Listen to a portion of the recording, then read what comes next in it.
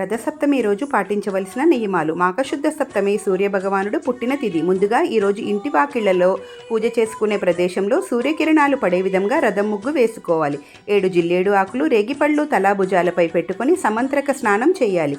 ఈ మంత్రం పఠించి మాత్రమే స్నానం చేయాలి. ఆవు పిడకలపై సూర్యకిరణాలు పడే విధంగా ఆవు పాలతో పరవాన్నం చేసి నివేదించాలి. కొత్త చీపురు పుల్లలను ఉపయోగించి 7 చిక్కుడుకాయలతో రథం చేసుకోవాలి. 7 జిల్లేడు ఆకులను పెట్టి గోధుమలను పోసి ఆవునేతి దీపం వెలిగించాలి. ముఖ్యంగా ఈరోజు నోములను నోచుకుంటారు. ఆదిత్య హృదయం పఠించాలి. ముఖ్యంగా ఈరోజు పూజకు కావలసినవి ఇవే. ఇక నైవేద్యాలు: ఎరుపు రంగు పళ్ళు, రేగిపళ్ళు, మొలకలు, గోధుమ అప్పాలు, గోధుమ పాయసం, చిక్కుడు ఆకులపై ఆవు పాలతో చేసిన పరవాన్నం, వడపప్పు, పానకం. ఈ రోజు కుదరని వారు 4 మాఘపు ఆదివారాలు కూడా పరవాన్నం నివేదించవచ్చు. ముఖ్యంగా ఈరోజు అర్ఘ్యము మరియు 12 సూర్య నమస్కార మంత్రాలు పఠించాలి. తరిగిన కూరలను తినకూడదు. నేతితో చేసిన కూరలను మాత్రమే తినాలి.